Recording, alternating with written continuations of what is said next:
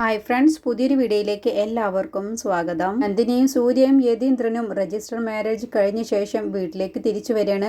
അങ്ങനെ സൂര്യ പത്മയ്ക്ക് മുന്നിൽ ജയിച്ച ആ ഭാവത്തോടു കൂടിയാണ് നന്ദിനിയും കൂട്ടി അകത്ത് കയറി വരുന്നത്. അപ്പോൾ പത്മയാണെങ്കിലോ ദേഷ്യം പിടിച്ചിട്ടാണ് ഇരിക്കുന്നത്.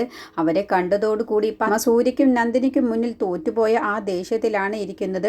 അങ്ങനെ സൂര്യ നന്ദിനിയോട് പറയണേ, വാ നന്ദിനി, നമുക്ക് റൂമിലേക്ക് പോവാം എന്ന് പറഞ്ഞ് നന്ദിനിയെയും കൂട്ടി റൂമിലേക്ക് പോവാൻ ഒരുങ്ങുമ്പോൾ പത്മ പറയണ്, അവിടെ നിൽക്ക് എന്നും പറഞ്ഞ് പത്മ ദേഷ്യത്തിൽ അങ്ങ് എണീക്കുകയാണ്. എന്നിട്ട് അവരുടെ അടുത്തേക്ക് ചെന്നിട്ട് പറയണേ, നന്ദിനിയുടെ മുഖത്ത് നോക്കി, നിന്റെ രജിസ്റ്റർ മാരേജ് കഴിഞ്ഞു എന്ന് കരുതിയിട്ട് നിന്നെ ഒരിക്കലും ഈ വീട്ടിലെ എൻ്റെ മരുമകളായി ഞാൻ അംഗീകരിക്കില്ല. എനിക്ക് ഈ വീട്ടിൽ ഒരു അവകാശവും ഒരു അധികാരവും ഉണ്ടാവില്ല. അപ്പോൾ പത്മയോടൊപ്പം വിജയനും ഇന്ദ്രജയും വേദയും യതീന്ദ്രനും ഒക്കെ ഉണ്ട്. അങ്ങനെ ദേഷ്യത്തിലാണ് പത്മ സംസാരിക്കുന്നത്. അപ്പോൾ സൂര്യ പറയണ്, നിങ്ങൾ എൻ്റെ ഭാര്യയെ, എൻ്റെ നന്ദിനിയെ നിങ്ങൾ ഇവിടെ അംഗീകരിച്ചില്ല എന്ന് കരുതി എനിക്ക് ഒരു കുഴപ്പവുമില്ല. നന്ദിനി ഈ വീട്ടിൽ എൻ്റെ ഭാര്യയായും ഇവിടുത്തെ മരുമകളുമായി ഈ വീട്ടിൽ തന്നെ ജീവിക്കും. ആര് അംഗീകരിച്ചാലും ശരി, അംഗീകരിച്ചില്ലെങ്കിലും ശരി എന്ന് പറഞ്ഞ് സൂര്യയും നല്ല കിടില മറുപടി തന്നെയാണ് പത്മയ്ക്ക് കൊടുക്കുന്നത്. അപ്പോൾ പത്മ യതീന്ദ്രനെ കുറ്റപ്പെടുത്തി സംസാരിക്കുന്നുണ്ട്. ഇതിനൊക്കെ കാരണം നിങ്ങളാണ്, നിങ്ങൾ ഇവനെ സപ്പോർട്ട് ചെയ്യുന്നത് കൊണ്ടാണ് ഇങ്ങനെയൊക്കെ എന്നുള്ള കാര്യം പറഞ്ഞ് ദേഷ്യം പിടിക്കുമ്പോൾ യതീന്ദ്രൻ പറയണ, അല്ല, നീ എന്തിനാണ് പത്മം ഇങ്ങനെ ദേഷ്യപ്പെടുന്നത്? നന്ദിനി സൂര്യയുടെ ഭാര്യയായി ഈ വീട്ടിൽ ഇപ്പോൾ കുറച്ച് നാളുകളായി ജീവിക്കുന്നുണ്ടല്ലോ.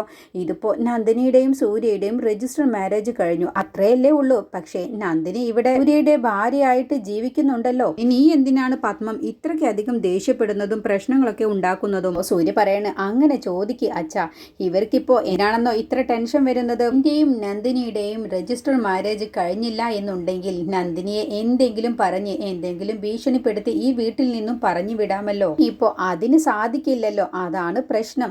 ഞാൻ ഒരു കാര്യം ഒന്നും കൂടി ആവർത്തിച്ച് പറയുകയാണ്, നന്ദിനി ഇനി മുതൽ എൻ്റെ ഭാര്യയാണ്. ഇനി ആർക്ക് തന്നെയും നന്ദിനിയെ ഈ വീട്ടിൽ നിന്നും ഭീഷണിപ്പെടുത്തി പറഞ്ഞു വിടാൻ സാധിക്കില്ല എന്ന് നന്ദിനിയെ ചേർത്ത് പിടിച്ചുകൊണ്ട് സൂര്യ പറയട്ടോ. അതൊക്കെ കാണുന്ന സമയത്ത് പത്മയ്ക്ക് ദേഷ്യം പിടിക്കുകയാണ്. അപ്പോൾ യതീന്ദ്രനാണെങ്കിലോ നന്ദിനിയെ ചേർത്ത് പിടിച്ചുകൊണ്ട് സൂര്യ ഇങ്ങനെ പറയുന്നത് കേൾക്കുമ്പോൾ ഒരു സന്തോഷാവാണ്. അപ്പോൾ പത്മ ചിരിച്ചുകൊണ്ട് പറയണ, നീ പറഞ്ഞത് ശരിയാണ്, ഇവളിപ്പോൾ മഹാറാണിയല്ലേ, ഇവളെ കാണുമ്പോഴത്തിന് തന്നെ പേടിക്കാനും ബഹുമാനിക്കാനും എന്ന് പരിഹാസത്തോടു കൂടി പത്മ പറയട്ടോ. എന്നിട്ട് പറയണേ, കമ്പനിയിൽ 1000 പേർ സമരം ചെയ്തപ്പോൾ ഒറ്റയ്ക്ക് നിന്ന് ഞാൻ അവരെ അരമണിക്കൂർ കൊണ്ട് അവരെ എല്ലാവരെയും അവരുടെ പ്രശ്നം തീർത്ത് ജോലിക്ക് കയറ്റിയവളാണ് ഞാൻ.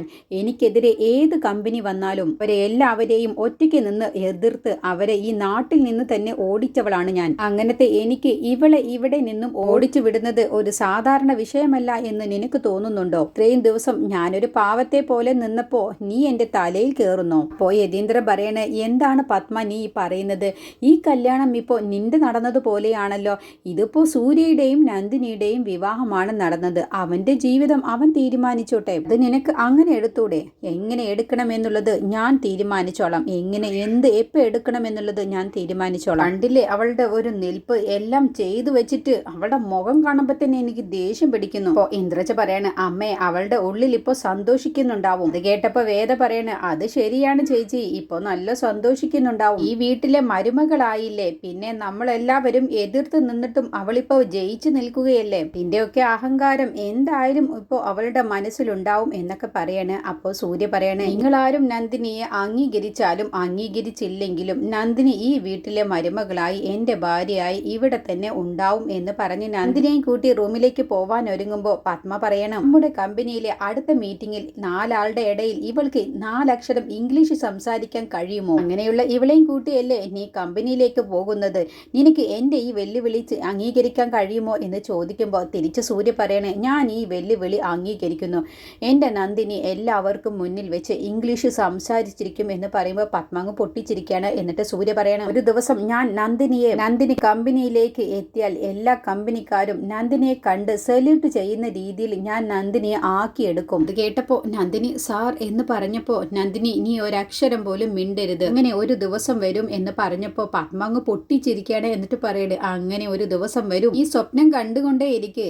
അതല്ലേ ഇവളിപ്പോ സാർ സാർ എന്ന് എനിക്കൊന്നും അറിയില്ല സാർ എന്ന് പറഞ്ഞപ്പോൾ നിന്റെ കാതിൽ അതൊന്നും കേൾക്കുന്നില്ലല്ലോ. എന്നിട്ട് അവളോട് മിണ്ടാതിരിക്കാൻ പറഞ്ഞിട്ട് എന്നോട് വെല്ലുവിളി നടത്തുന്നു. ഇതൊക്കെ കണ്ടിട്ട് എനിക്ക് ഭയങ്കര തമാശയായിട്ടാണ് തോന്നുന്നത്. അല്ല, എനിക്ക് അറിയാഞ്ഞിട്ട് ചോദിക്കാണ്, ഇവളെ എന്തിനാണ് ഓഫീസിലേക്ക് കൊണ്ടുപോകുന്നത്? എന്നിട്ട് ഇവൾ അവിടെ പോയി എന്ത് ചെയ്യാനാണ്? അവൾക്ക് ആകെ അറിയുന്ന ജോലി ഭക്ഷണം ഭക്ഷണം ഉണ്ടാക്കാനും പിന്നെ തൊങ്ങിയന്തോപ്പിൽ എത്ര തേങ്ങ കിട്ടുമെന്ന് ചോദിച്ചാൽ കൃത്യമായിട്ട് പറഞ്ഞു തരും. അതുപോലെ അവൾ കൃത്യമായിട്ട് പറയും 10 പേർക്ക് ഭക്ഷണം കഴിക്കാൻ എന്തെല്ലാം വേണമെന്നുള്ളതും എത്ര അരി ഇടണം എന്നുള്ളതൊക്കെ അവൾ കൃത്യമായിട്ട് പറഞ്ഞു തരും. അതുപോലെ കഴിച്ച ഭക്ഷണത്തിന്റെ പാത്രങ്ങളെല്ലാം തന്നെ നല്ല വൃത്തിയായി കഴുകി വെച്ചോളും. അതുപോലെ എത്ര തുണി വേണമെങ്കിലും നല്ല കഴുകി വൃത്തിയാക്കി മടക്കി തന്നോളും.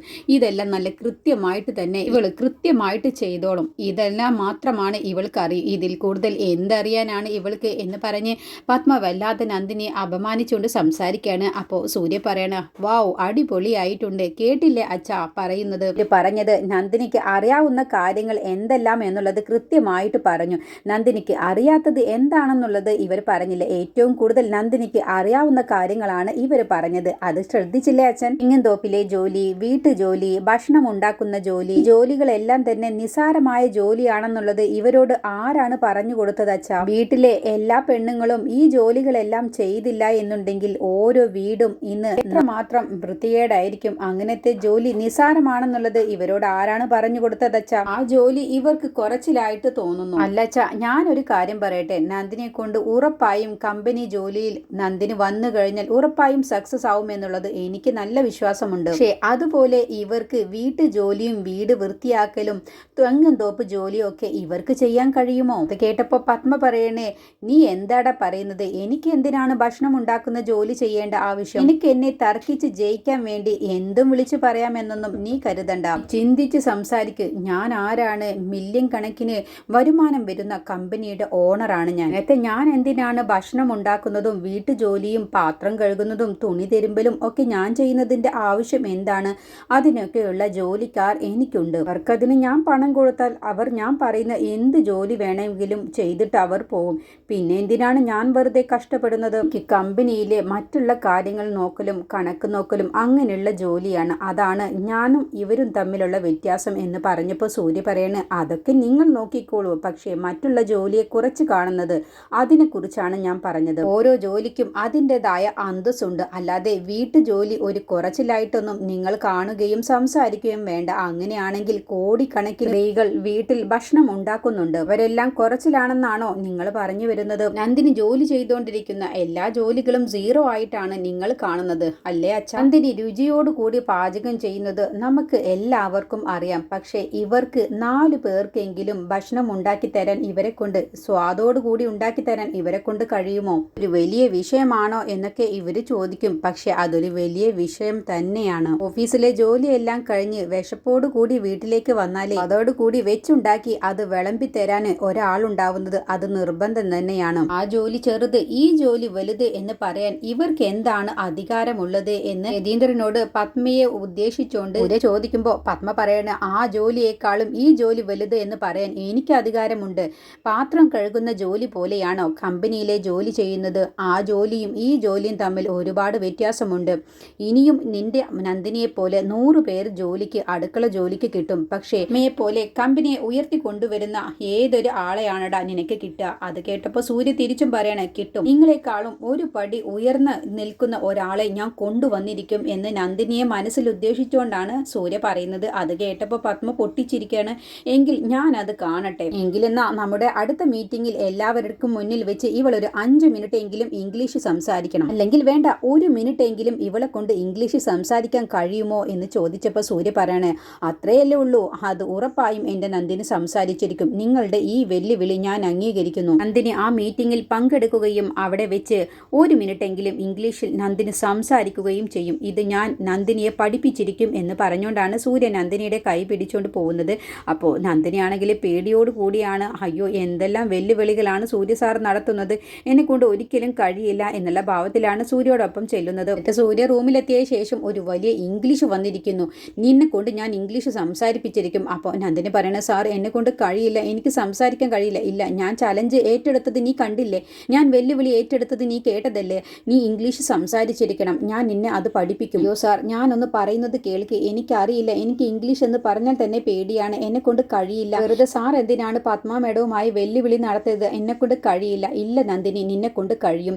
ഏതൊരാൾക്കും എന്തും വേണമെന്ന് കരുതിയാൽ ഏത് പ്രായമില്ലാതെയും നമുക്കത് പഠിച്ചെടുക്കാൻ കഴിയും. ഞാൻ നിന്നോടൊപ്പം ഉണ്ടല്ലോ, ഞാൻ ഏറ്റു, നീ അത് സംസാരിക്കും, നീ ഇംഗ്ലീഷ് സംസാരിക്കും, ഞാൻ നിന്നെ പഠിപ്പിച്ചിരിക്കും എന്ന് പറഞ്ഞു നല്ല വാശിയിൽ തന്നെയാണ് പോവുകയാണ്. അങ്ങനെ ഇനി സൂര്യ വിചാരിച്ചതുപോലെ നന്ദിനിയെ കൊണ്ട് ഇംഗ്ലീഷിക്കുകയും സംസാരിക്കുകയൊക്കെ ചെയ്യും. അങ്ങനെ ഓഫീസിലെ മീറ്റിങ്ങിന് നന്ദിനിയോട് സൂര്യ ഇംഗ്ലീഷിൽ സംസാരിക്കാൻ വേണ്ടി പറയുന്നുണ്ട്. ഇതിനെക്കുറിച്ചുള്ള റിവ്യൂ അടുത്ത വീഡിയോയിൽ പറയാം.